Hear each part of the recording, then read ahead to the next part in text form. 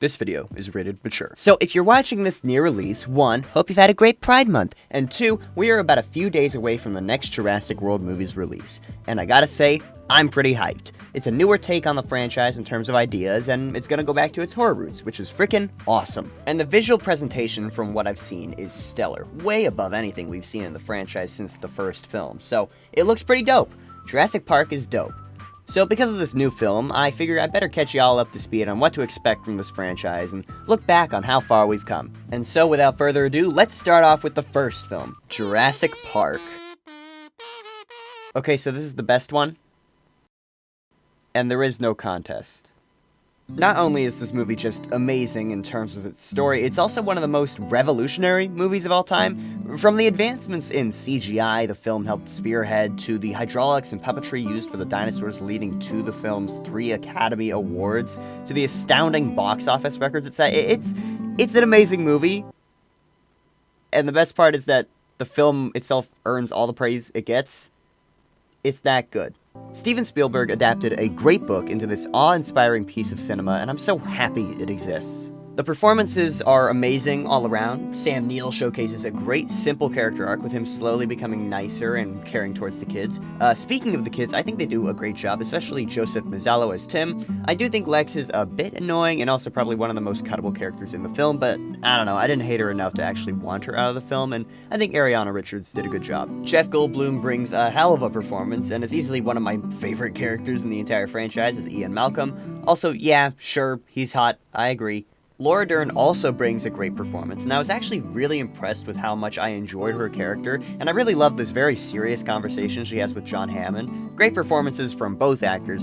Oh yeah, also, Richard Attenborough brings just a fantastic performance as well, and is able to play fun and jovial, and serious and naively stupid perfectly. I think another standout for me is Wayne Knight playing Dennis Nedry, such a slimy antagonist that you hate immediately, and it's amazing when you get to see him get killed off. It's great, yeah, just fantastic all across the board with these actors, not a single dull performance. The story is timeless and expertly balances wonder and amazement with horror and dread.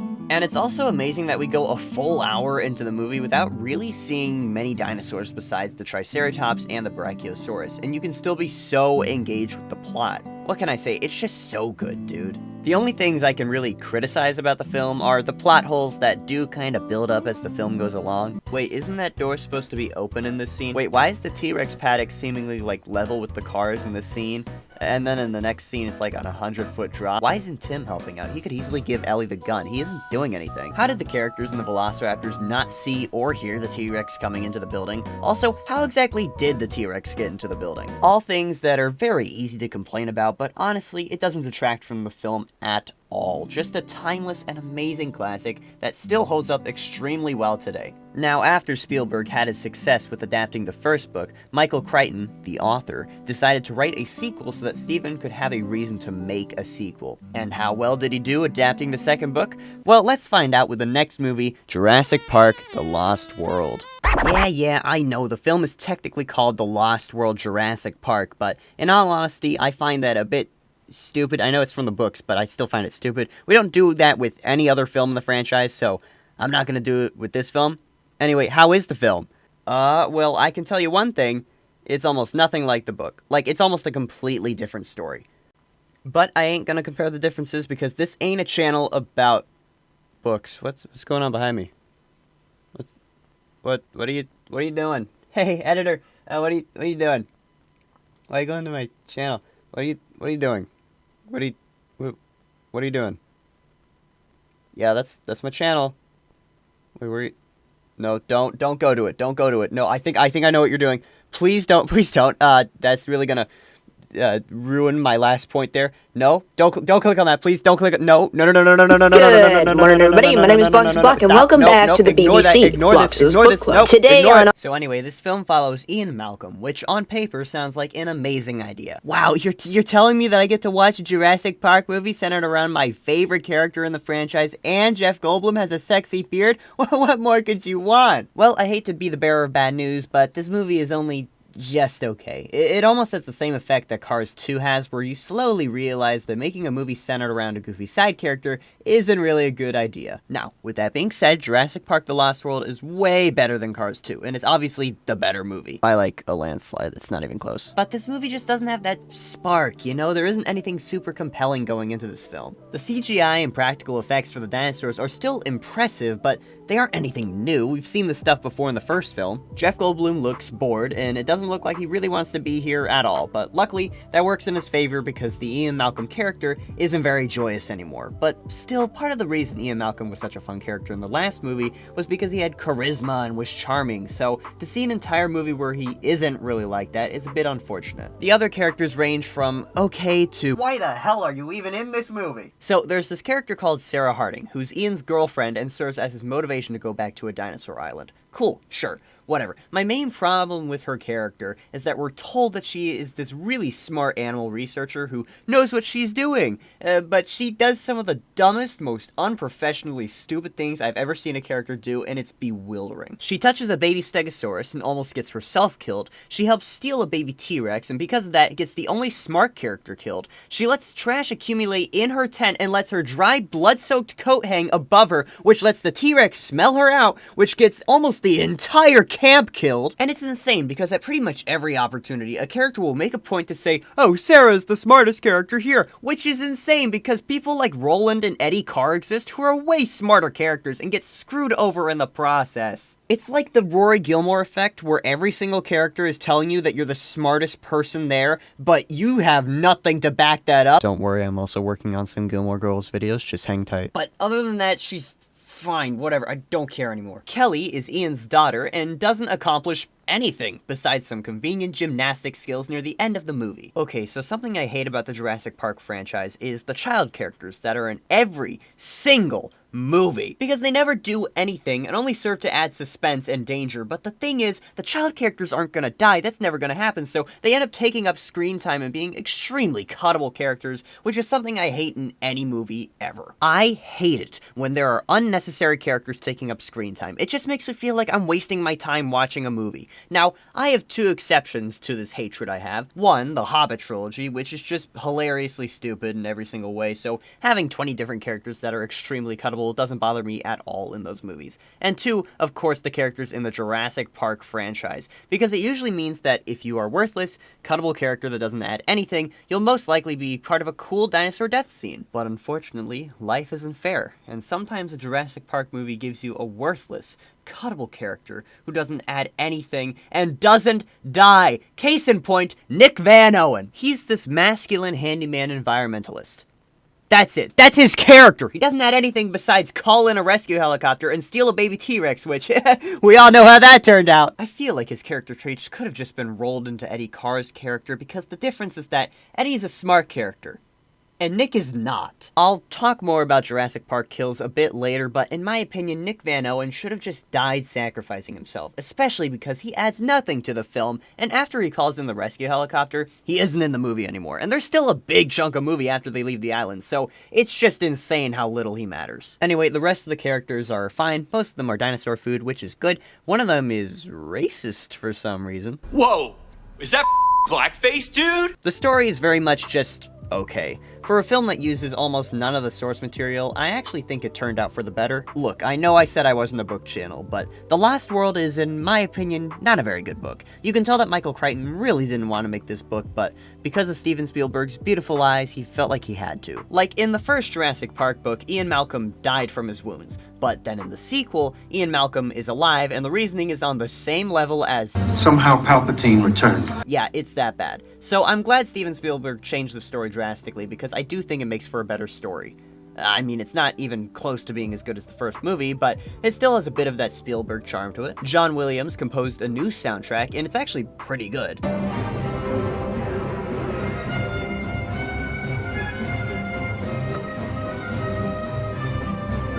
Cinematography-wise, this movie has Spielberg written all over it. The camera moves around a lot, and there are a ton of great shots. Overall, just a decent movie that unfortunately just isn't anywhere near as good as the first one. Now, by this point, Steven Spielberg was tired of Jurassic Park and moved on to other projects, but who Who did he pick to carry the mantle of the franchise? Well, none other than Joe Johnston. Joe Johnston? What, the guy who worked on the special effects of the first two movies? Well, I mean, I guess the special effects were, the best parts of the movies, so maybe it's not a bad idea. Oh, wait, before Jurassic Park 3, he also directed movies like October Sky, Rocketeer, Honey, I Shrunk the Kids, and Jumanji. Oh, wait, this movie could be good. Let's turn on this cinematic masterpiece.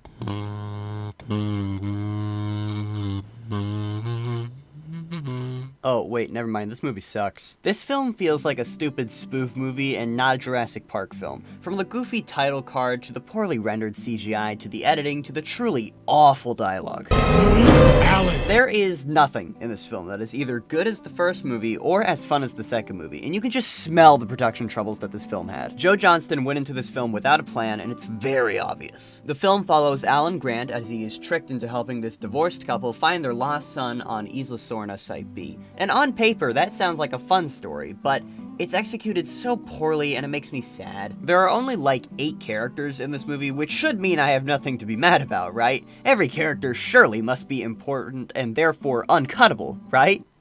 Right?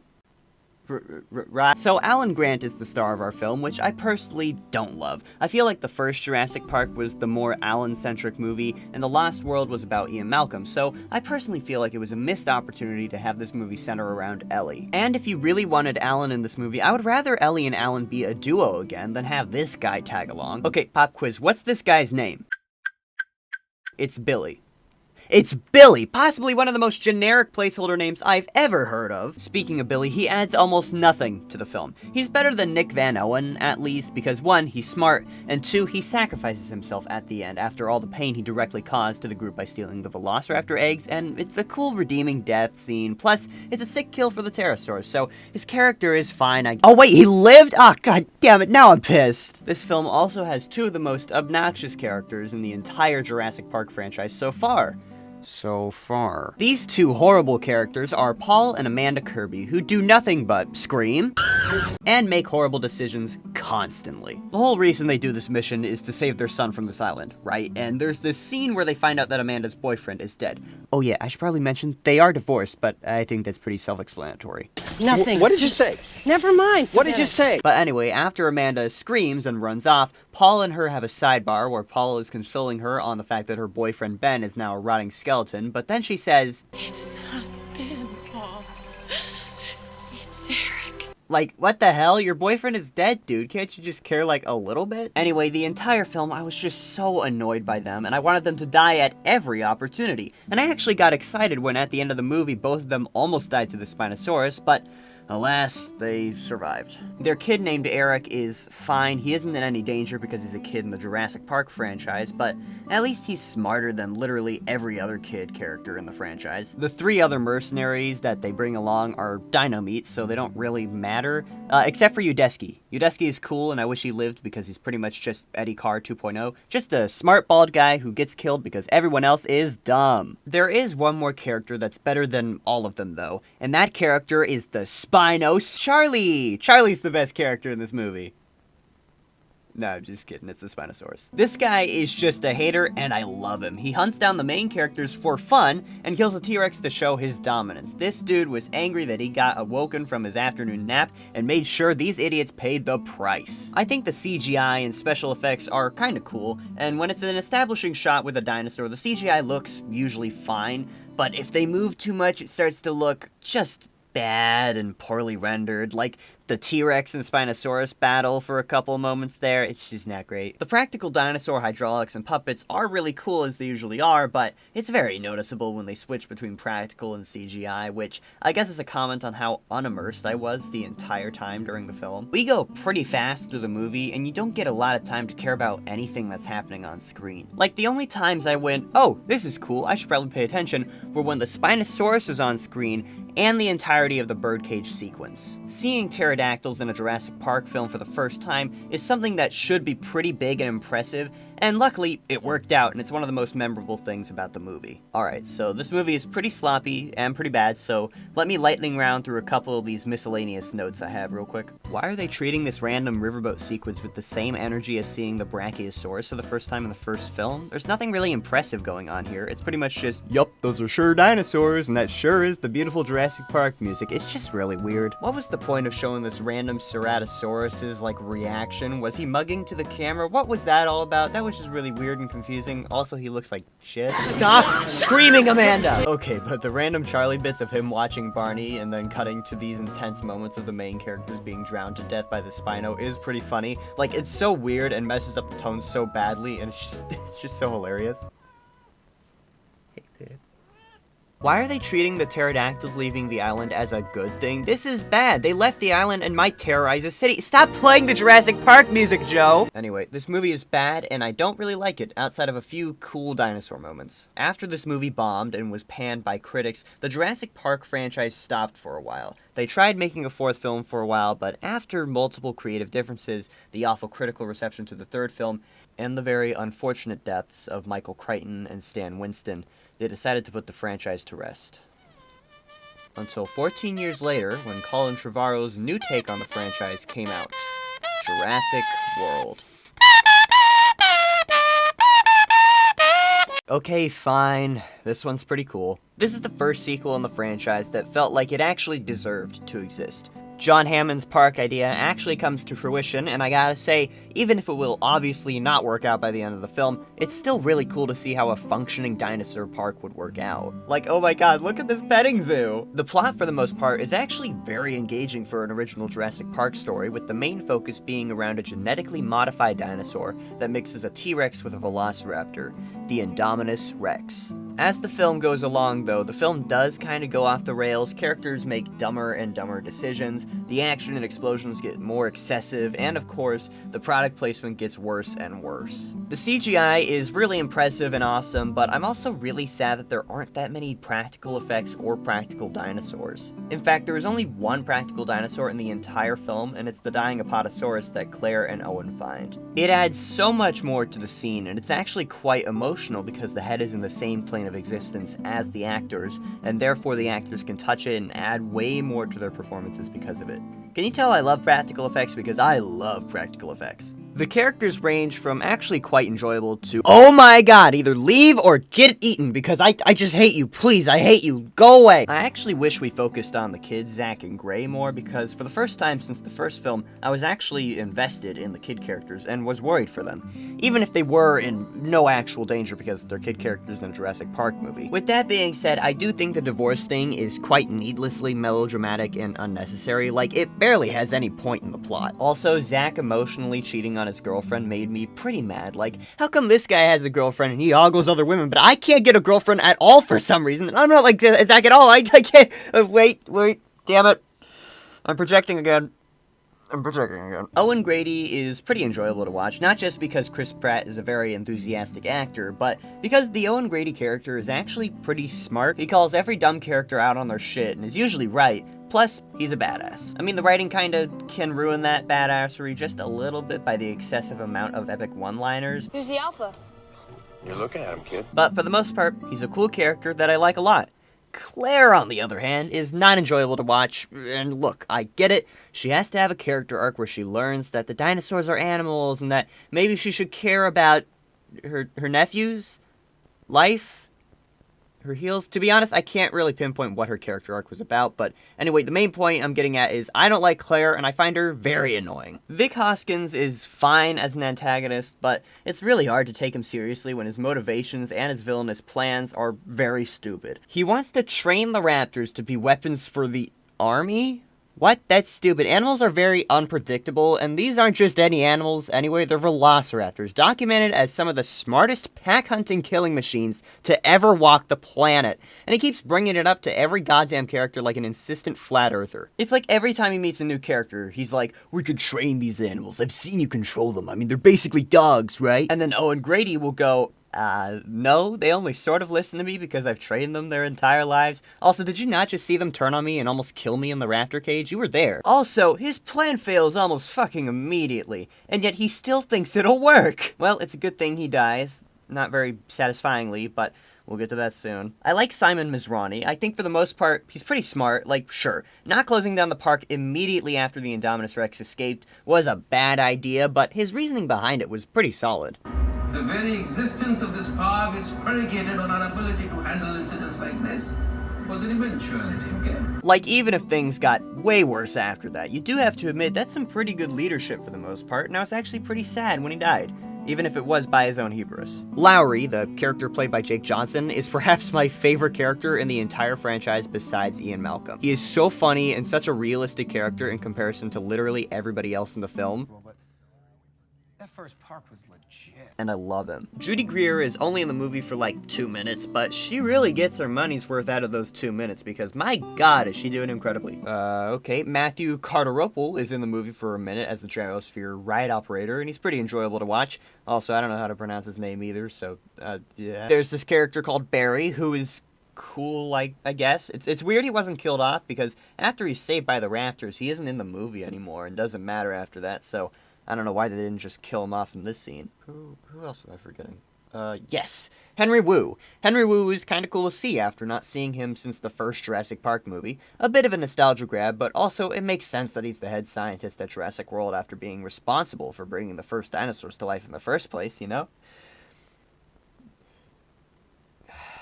Okay, let's talk about Zara. Zara is Claire's British assistant tasked with babysitting the boys. The boys ditch her pretty early in the movie, the one time she has her back turned. From what we can tell, she actually cares about the safety of the boys, and cares about her job. Also, fun fact, she's planning her wedding. Aw, isn't that nice? Because it's my wedding. No, Alex not having a bachelor party. Because all his friends are animals. So anyway, she finally meets back up with the boys once they get back to the park during the pterodactyl attack scene, and makes an effort to get them to safety. And then she's picked up by a pterodactyl, tossed around like a rag doll, falls from roughly 100 feet from the sky into the Mosasaurus tank. Her body probably goes into a painful shock as she hits the water. She is then held in the beak of a pterodactyl as she is dunked repeatedly into the water, giving her no time to breathe. And then as she's picked up, the Mosasaurus splashes out of the water and chomps down on Zara and the pterodactyl, killing both of them! Also, did you know that Mosasaurs have a second set of teeth that grinds whatever is in their mouth into tiny digestible little pieces? That's so fun, right? Fun fact! Now, admittedly, is this a cool death scene for a character in a Jurassic Park movie? Absolutely, 100% yes. But does this character deserve it? No. And look, I know the actress wanted her death to be over the top, and she did her own stunts. Katie McGrath is next level as an actor, and if I was given this option to have my character die in this over-the-top way, I would 100% sign up for that as well. Like, as an actor, that sounds like a cool opportunity. But this is, without a doubt, the most brutal death in the entire franchise, and it's given to a character who doesn't deserve it at all. Now, I talked about how I hate useless characters, but Zara isn't a useless character. She has a role in the film to be the babysitter of these two kids and be Claire's personal assistant. If anything, it felt like she had way more to do in the film and then it was all cut out, which makes this death feel way more out of the blue and way more unnecessary. I feel like with a Jurassic Park film, if you're a character who dies, you have to fit into one of these 5 categories to have your death feel at all satisfying. 1. You are a villain or a dickhead who had it coming. 2. Your death is a sacrifice. 3. Your death is relevant to the story. 4. You're an unnamed or worthless character who adds nothing. Or 5. You are stupid. Now, I don't know about you, but Zara doesn't fit into any of these categories. She's not a villain, and she's not a dickhead, but some people say she's rude, but after watching the film many times, no, she's not. She comes off kinda stern, I guess, but have you met a British person? That's sometimes how British people just come off. And even if her character wasn't British, she's literally just doing her job. And she's not one note either. You can tell she cares about the safety of the boys and sounds panicked when she loses track of them. Also, let's be real, Claire didn't need to hire this poor woman anyway, because Zach and Gray can literally take care of themselves. They flew by themselves on a plane, for crying out loud. She's also an assistant to someone running a dinosaur theme park. Of course she's gonna be on her phone because she's doing her fucking job. Her death isn't a sacrifice, so that isn't it. Her death is in fact not relevant to the story, and she isn't a worthless character who adds nothing. She has a name and she has a job. That's very basic character work. For comparison, it doesn't matter if Barry died in that log or not, because his character doesn't matter. He has nothing. I only knew his name was Barry because of the subtitles. Also, Zara's role in the film, illustrates that Claire is a bad aunt by just literally leaving her nephews with some random person she knows. Barry is basically just Owen Grady, but he's French. And finally, Zara isn't stupid. You can say that she had it coming by standing there during the pterodactyl attack, but she's trying to get the boys to move to safety. But unfortunately, she just got extremely unlucky. She took her eyes off the boys for 1 minute while she took what I argue was a very important phone call about her wedding, and then she gets killed so violently. And that's another thing. Why add that line about the wedding? It makes her death come off so much more sad and horrible, and it puts more of a pit in your stomach. I guess you could say that Zara kind of represents a normal person who doesn't do anything wrong but dies tragically anyway, and sure, maybe that was intentional, maybe it was supposed to show off animal brutality and innocent people dying, but it just rubs me the wrong way that out of this entire scene, she's the only one who gets killed off. If you want to write a scene that shows that even innocent people aren't safe in this situation, maybe you could have killed more innocent people on screen during this pterodactyl attack, because seemingly nobody else dies here because of how this whole scene is shot. I guess another one of the main things that irks me is that she gets this death, but not Vic Hoskins, the main villain. Why does he get this off-screen kill by a raptor, but Zara gets this brutally long death scene when she does nothing to deserve a death of this caliber, and then she's never talked about by any of the characters after this death? She was a person. Why did she die this way? It just makes no sense to me. In all these years, I've hated the way this death has come off. It's just not satisfying to watch at all. Eddie Park dies pretty brutally too, but at least he sacrificed himself, and plus, after his death, he's mentioned twice. They don't just move on briefly without talking about it. Zara gets nothing, and it's so weird! To quote Reddit user Henry the Brown in a Reddit thread talking about this death, if you put something in a film, you do it for a goddamn reason. Everything should be designed to get an effect, push an emotion, reveal something about the character, or push the story forward. So why make her death so horrible? Just, poor Zara, man. Okay, rant over. This movie is fine, let's move on. This film made over $1 billion at the box office, so a sequel was bound to happen. And for some reason, Colin Trevorrow stepped out of the directing role for the sequel. Are we trying to repeat what happened with the Star Wars sequel trilogy? Okay, fine. Whatever. Go ahead and fail. It's not like I care. This movie was directed by J.A. Bayona, and he decided to take the film in a more scary approach. So without further ado, let's watch Jurassic World Fallen Kingdom.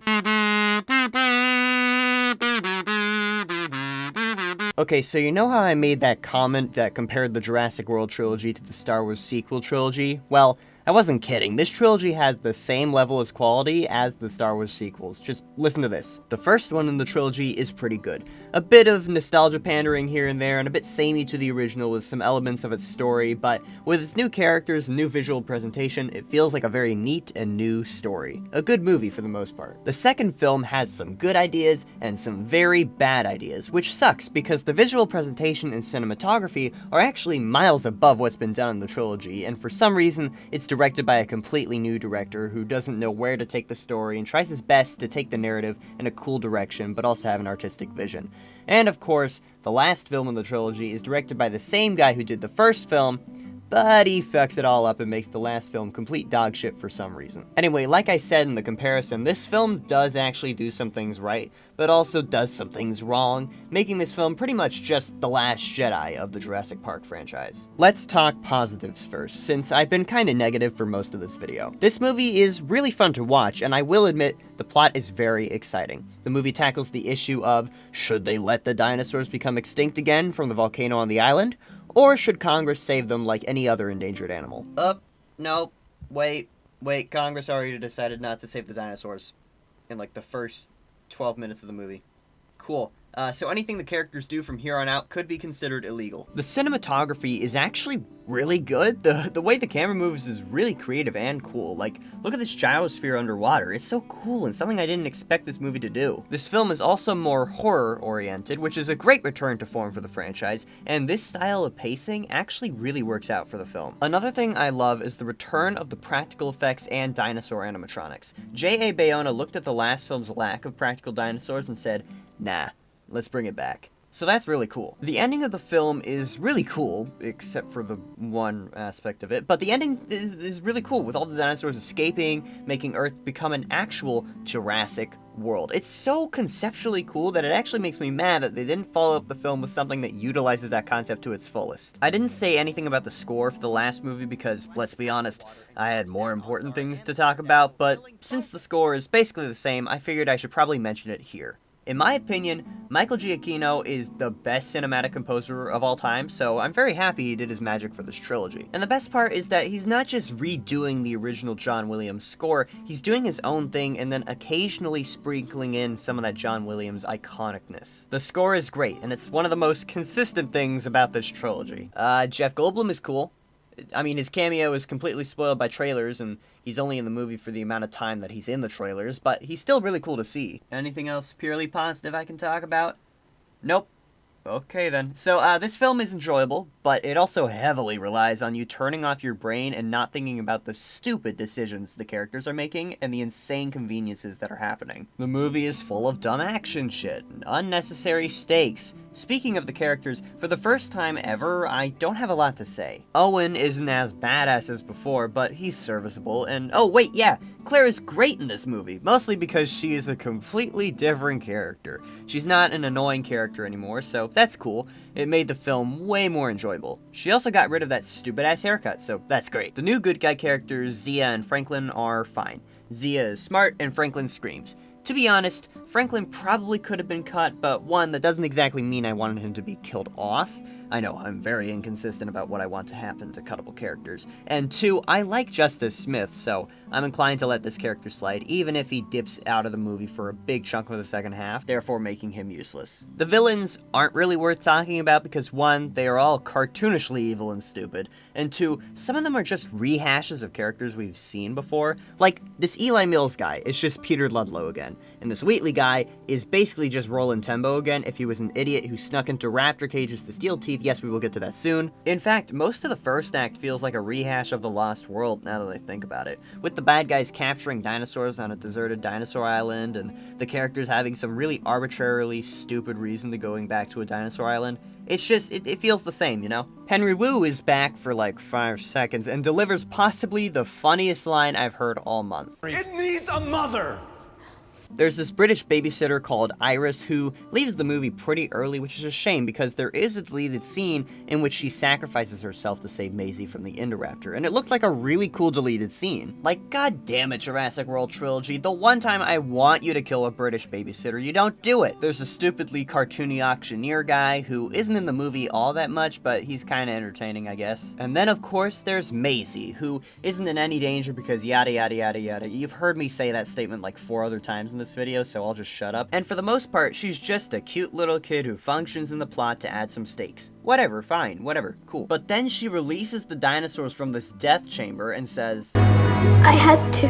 They're alive, like me. Cool, man, you just released a bunch of huge killing machines out into the world, and also that reasoning is stupid. Sorry, kid. Now, if you'll excuse me, the rest of this segment of the video is going to be talking about the stupidity of the plot in random order. Okay, here we go. The Indoraptor is cool, but also goes from animal to cartoonishly evil horror monster super quickly. Don't get me wrong, it makes for a really cool horror sequence of the Indoraptor sneaking around, but like, it could have killed Maisie immediately here. Also, that Bugs Bunny grin was kinda funny. Why did the villains wait for Congress to make a statement on whether they were gonna save the dinosaurs or not? Just steal the dinosaurs and auction them off secretly anyway. What you're doing is still fucking illegal. What's your game plan? You're probably gonna get arrested once the dinosaurs are sold off because they're gonna trace those dino purchases to you, you idiots. These guys are so obviously evil, it's insane the main characters didn't pick up on it. Why are you being this loud with the T-Rex? Like, oh my god, you're being so loud. You're gonna get caught so easily. How did you not get caught? Basement security really fucking sucks here, huh?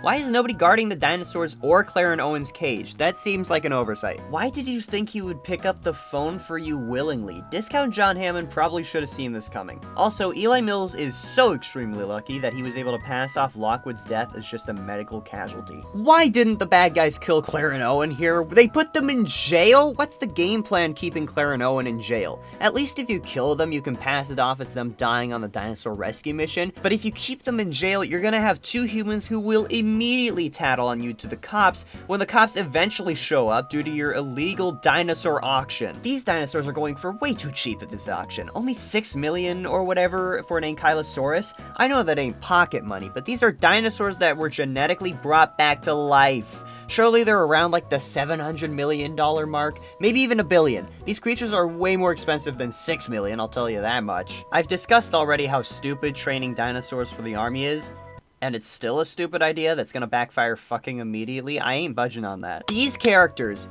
get extremely lucky constantly. Wheatley is the dumbest character in this movie. Why would you go into the Indoraptor cage, you idiot? Well, for a character named Wheatley, I guess it makes sense that he's an idiot. Why didn't this auctioneer guy go to any of the other doors in this room? He went for the one right in front of the Indoraptor, so he was just kind of begging to die. The way technology works is so dumb in this movie. If these little iPad things get broken, they open back up the doors for some reason. I'm not the brightest guy, but I don't think that's how technology works. Why is the Mosasaurus tank connected directly to the ocean? I know for whales and shit at SeaWorld that's necessary, but they genetically grew this dinosaur for this specific tank. I don't think they had to move the Mosasaurus into the tank or anything. This just seems like a flaw with the park. As if there aren't like a million flaws already with this park. The Indoraptor death relies heavily on convenience of the location of where it falls, but it's still really cool. I'll give the movie points for being a cool dinosaur kill. I know it's a huge political opinion, but I think the dinosaurs should have just been left to die. I'm sorry. Maybe I'm just a bad animal rights activist, but I think they should have been left to die. Why did Mills go under the car? Now, that's a dumb move. Also, his peripheral vision probably is terrible. He should have seen that T-Rex coming. Maybe that's why he needs glasses. Anyway, the movie is dumb, but it doesn't really anger me. The film still made over $1 billion and was actually the third highest grossing film of 2018. And so obviously, due to all this money and the natural rule of threes, the trilogy was completed with the next film, which was directed by Colin Trevorrow pulling a J.J. Abrams Star Wars sequel trick for some reason. Jurassic World Dominion. This film is the one I remember the least, even though it's the most recent one, and I was confused as to why that was, until I rewatched it for this video and I was like, oh, now I remember. This film is boring and bad. This film's plot is basically just a fetch quest. Maisie and Blue's baby gets stolen by Biosyn, a company owned by Lewis Dodson. Oh yeah, remember Dodson? Dodson! We've got Dodson here! Yeah, that guy! And so Claire and Owen go to Franklin, who works with the CIA now, and he tells them to go to Barry, who tells them to talk to this random lady, who tells them that Dodson and Biosyn are behind this, which we already know, and then Claire and Owen meet this pilot, who takes them to Biosyn, and then crazy dinosaur hijinks ensue, and so Claire and Owen split up, and then more crazy dinosaur hijinks ensue, and while this is happening, Ellie Sattler, Alan Grant, and Ian Malcolm are investigating Biosyn for releasing locusts into the world. Oh, and don't you worry, you are going to see more locusts than dinosaurs in this movie, because this movie knows that that is what you want to see. And while all that is happening, Maisie talks to Dr. Wu, who actually isn't a bad guy, and he says, yeah, if I can just get like a blood test and I can get rid of these locusts, it'll be like a 5-minute thing maximum. Also, I knew your mom. And then Maisie meets up with Alan Grant and Ellie Sattler, who get on an underground subway, but then crazy dinosaur hijinks ensue, and then we rinse and repeat these crazy dinosaur hijinks until we get to the part where there are 9 characters clogging up the screen as 2 dinosaurs have a pretty anticlimactic battle. Also, everyone in these scenes has plot armor, so none of them are gonna die, therefore there are no stakes. This film is so boring and so bad, and do you know what else sucks? Nothing in this film matters. This film just doesn't matter. Everything is the same by the end of it. For real. The ending monologue is basically the same. All they say is, well, I guess we gotta coexist with these dinosaurs. The status quo doesn't change. What the fuck was the point of this movie? The dialogue is also just terrible. Eyes on me. And why are we giving Maisie the terrible dialogue? That's so mean. And this film treats the dinosaurs as a backdrop. I wish this film were more like that Jurassic World short film Battle at Big Rock, where you see the effects dinosaurs have on the world. But in this film, they don't use the awesomeness of that concept at all. It's so lame. But do you know what this film is? This film is a legacy sequel, which means 80% of the movie is trying to get you to go, oh my god, look at that thing, that's from Jurassic Park, oh my god, Jurassic Park reference! It's so dumb. Ellie and Alan getting together is dumb. Dodson existing is dumb. And I don't understand his plan, and he also isn't menacing at all. His death is pretty cool, though, and I actually do think it's cool that his death mirrors Dennis Nedry's, considering the connection he and Nedry had. Ian Malcolm is pretty funny and pretty smart like he usually is, so I like him. Henry Wu was built up to be this kind of corrupt scientist antagonist in the other films, but I guess he's a good guy now. They add 2 other side characters who we don't really get to learn about at all. I remember the pilot said she liked redheads, and I went, I feel the same way, redheads are hot. And then she never said anything else really that important again, unfortunately. Again, with these characters, like Franklin, it's not like I wanted them to die or anything. I was just annoyed with how many people were clogging up the screen at the end of the movie. Like, there didn't need to be that many people there. Owen and Claire are fine. I don't really buy the connection they have since I've never really seen the chemistry between them in any of these movies, but whatever. I don't think Alan really adds anything of value, unfortunately. None of this just seems like it's in his field, and he doesn't really do anything important besides stand there and look cool. Ian Malcolm makes sense. I can see him doing seminars for Biosyn, and Ellie works. I've said it before, but I think Ellie should have led her own movie by now, so having her be more of a main character here was a good idea. Maisie is kind of whatever. She's an angsty teen, and again, Dodson isn't interesting. The Giganotosaurus isn't a compelling antagonistic dinosaur because it's just being a dinosaur. It's not like the Spinosaurus where it goes out of its way to hunt down the protagonist. It's just doing dinosaur things and then it dies. Also, the death is super lame. It's just pushed into the claws of this blind dinosaur by a T-Rex. It really sucks and it's super anticlimactic. Possibly the worst thing about this movie is the stupid fucking locusts. They take up so much of the movie for some reason, and I have no idea why. Why, in the finale of the Jurassic World trilogy, does the plot center around locusts and not dinosaurs? It makes no sense. I also have a phobia of bugs, fun fact, so this isn't fun for me at all. Speaking of the lack of dinosaurs, the fact that Blue isn't in this movie that much is just crazy considering how important she was to the other films. Also, what's the moral? Really, what's the moral? Listen to your parents? Don't bring back dinosaurs? We know that the moral is don't bring back the dinosaurs. It isn't new anymore. Anyway, this movie sucks. It's boring. The writing is terrible. The cinematography is a step down from the last movie. There are practical dinosaurs and effects, but it's exactly like Jurassic Park 3 where my immersion was so broken and I was so unimmersed that I could tell that they were practical. And of course, the main problem with this movie is that it's 90% fan service. Oh my god, is that Alan Grant? Oh my god, Alan Grant. Oh my from, god, the first it's Ellie movie? from Jurassic Park. Oh my god, is that the Jurassic my God, Park? Ellie's I so love good. Jurassic Park.